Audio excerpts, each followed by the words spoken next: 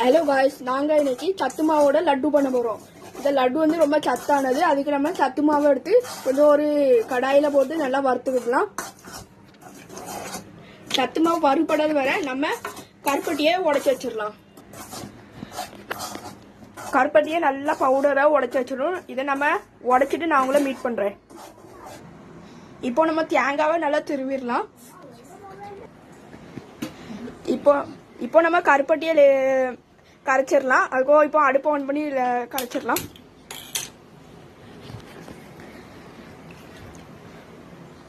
ஒரு 1/4 கிளாஸ் அளவு தண்ணியும் ஊற்றிடலாம்.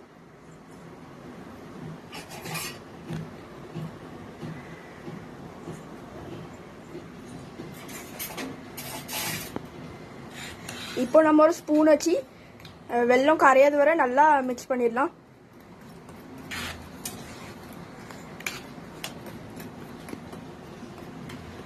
கேஸை ஹை ஃப்ளேமில் வச்சுருக்கணும்.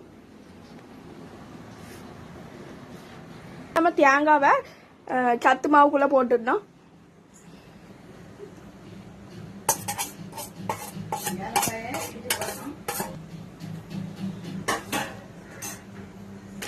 இப்போ நம்ம ஏலக்காவை இதில் போட்டு நல்லா இடிச்சிடலாம்.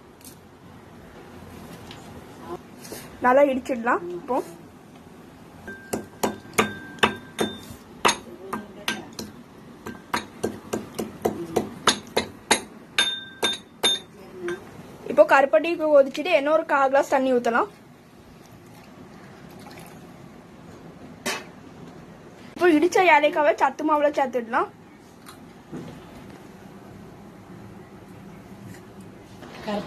கருப்பட்டியும் லைட்டா கிண்டி விட்டுருங்க.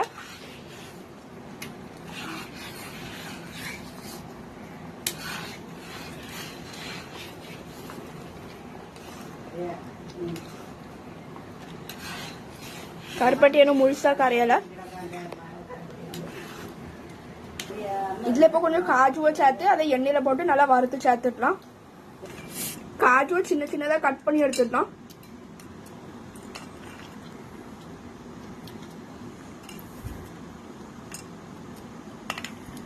இப்போ கருப்பட்டி எல்லாம் கரைஞ்சாச்சு. அதை எடுத்து நம்ம சைட்ல வச்சுட்டு ஒரு கிண்ணத்துல அதுல கொஞ்சோண்டு நெய் போட்டு காஜுவும் போட்டு நல்லா வறுத்துக்கிடுங்க.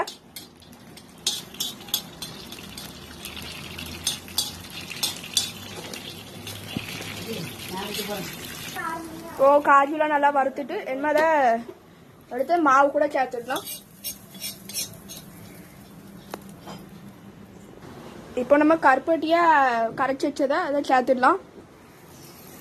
ஒரு அரிப்பச்சை அரிச்சு சேர்த்துடுங்க. அப்போ ஏதாவது தூசி இது இருந்தால் வந்துடும்.